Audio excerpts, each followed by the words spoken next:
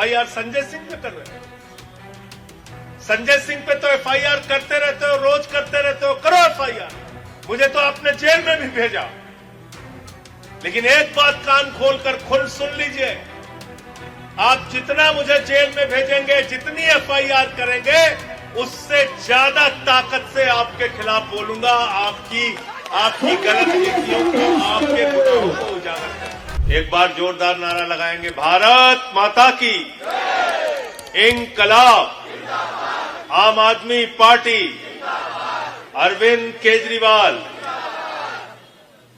मंच पे आसीन सभी हमारे सम्मानित नेतागण, किसी का नाम लूंगा, किसी का छूट जाएगा तो फिर बात गड़बड़ हो जाएगी, इसलिए किसी का नाम नहीं ले रहा हूं। और सामने जो लोग बैठे हैं, हमारे साथ पदयात्रा में जो लोग थे, उन सब का मैं नमन करता हूं, अभिवादन करता हूं और आप सबके हौसले को, जज्बे को सलाम करता हूं। साथियों और दोस्तों, ये तीसरे चरण की पदयात्रा है जिसका आज समापन हुआ। पहले चरण की यात्रा सरयू से संगम तक हुई। दूसरे चरण की यात्रा रामपुर से अमरोहा हुई। तीसरे चरण की यात्रा मिर्जापुर शहीद उद्यान से आज सारनाथ तक हुई। और जब मैंने ये पदयात्रा का कार्यक्रम बनाया था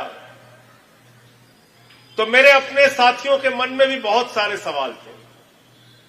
क्या होगा, इतनी लंबी पदयात्रा, बड़ी मेहनत पड़ेगी, कैसे काम चलेगा, रुकने का इंतजाम कैसे होगा, खाने का इंतजाम कैसे होगा, ठंड बहुत है। लेकिन जब यात्रा चल पड़ी तो फिर एक एक कार्यकर्ता इस बात से खुश है कि आम आदमी पार्टी आज उत्तर प्रदेश में खड़ी हो रही है।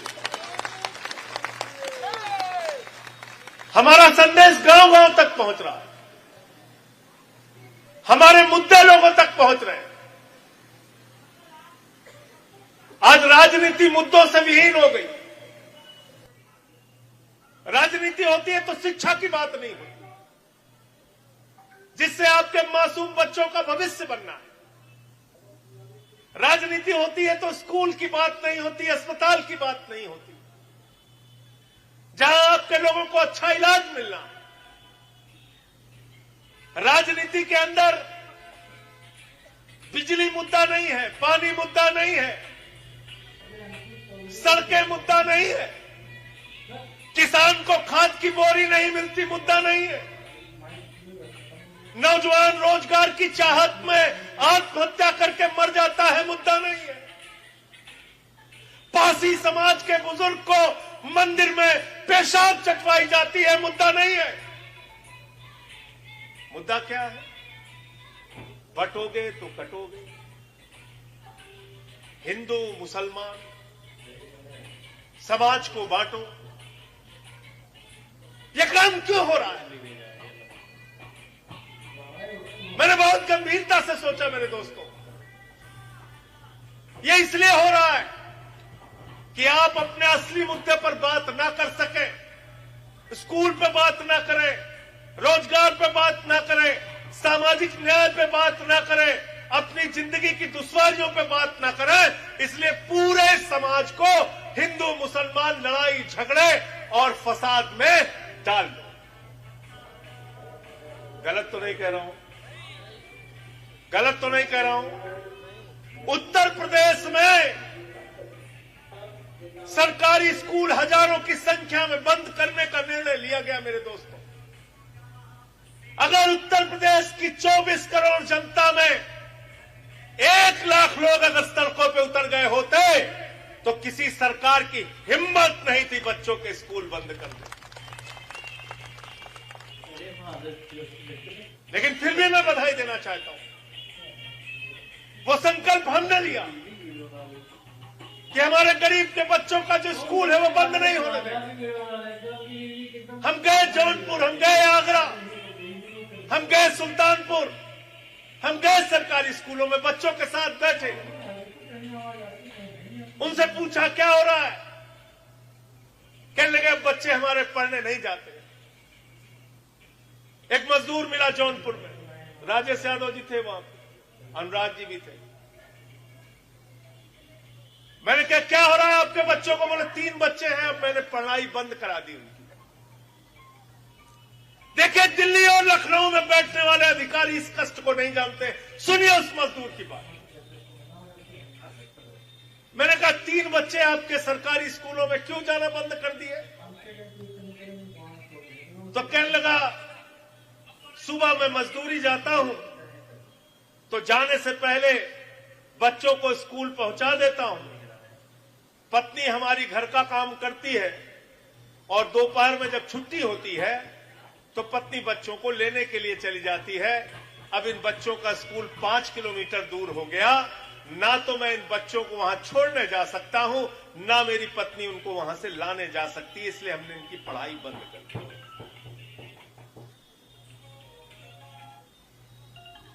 और जब मैं उनकी बात को सुन रहा था तो उनकी आंखों में आंसू था, तकलीफ थी कि भैया कैसे ये पढ़ेंगे हमारे बच्चे। क्या इस कष्ट को दिल्ली में पॉलिसी बनाने वाले कभी समझ सकते हैं? क्या इस तकलीफ को, उस मजदूर की तकलीफ को लखनऊ में बैठे मुख्यमंत्री जी समझ सकते हैं? नहीं। इसलिए मैं आपसे कहना चाहता हूं, मुद्दों की राजनीति उत्तर प्रदेश में करो, जाति धर्म की राजनीति पे ताला लगाओ, इनकी राजनीति को खत्म करो।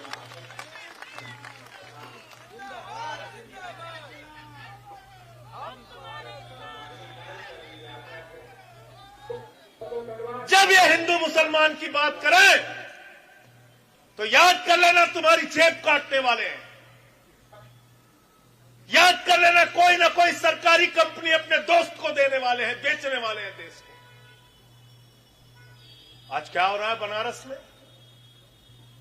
पूरी यात्रा के दौरान मिर्जापुर से बनारस तक चल के आया, तोड़ फोड़ जमीनों पे कब्जा, तोड़ फोड़ जमीनों पे कब्जा, सड़कों के चौड़ीकरण के नाम पे घर तोड़ दिया,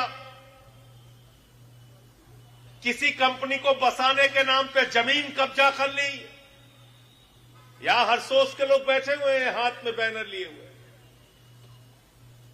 क्या बना रहे हैं आपके यहां? Sports city. क्या बना रहे हैं? Sports city. जितनी जरूरत थी उतनी जमीन इन लोगों ने दे दी, फिर कह रहे नहीं 250 एकड़ जमीन और कब्जा करनी है, आप लोगों को बिल्कुल तबाह और बर्बाद करना है। ये कौन सा विकास आप कर रहे हैं? आपको पता है गरीब आदमी अपना घर बनाने में पूरी जिंदगी बिता देता है, पूरी जिंदगी की कमाई उस घर को बनाने में लगाता है, आप बुलडोजर चलवा देते हैं। क्या तो साहब सड़क चौड़ी हो रही है, विकास हो रहा है। आपने यहां की पौराणिक धरोहरों को तोड़ दिया, पुरातन मंदिरों को तोड़ दिया, मणिकर्णिका घाट की मणि को तोड़ दिया, मंदिरों को तोड़ दिया। और जब मैंने वो मुद्दा उठाया तो मेरे ऊपर एफआईआर कर दिया। अरे योगी जी, मोदी जी से कहिए एफआईआर करना है आप दोनों लोगों को तो उन पापियों पे एफआईआर करो जिन्होंने मणिकर्णिका घाट को तोड़ने का पाप किया है।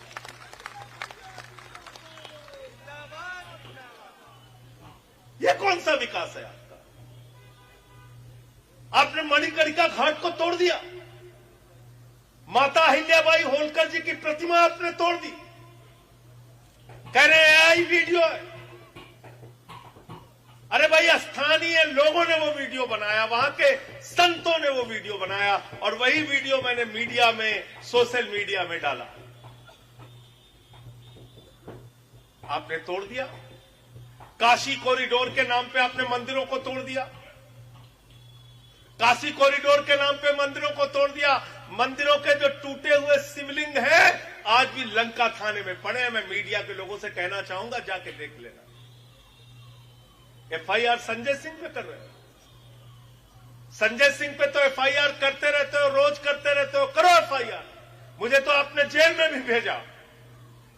लेकिन एक बात कान खोलकर खुद सुन लीजिए, आप जितना मुझे जेल में भेजेंगे, जितनी एफआईआर करेंगे, उससे ज्यादा ताकत से आपके खिलाफ बोलूंगा, आपकी गलत नीतियों को, आपके गुनाहों को उजागर करूंगा। संघर्ष करो।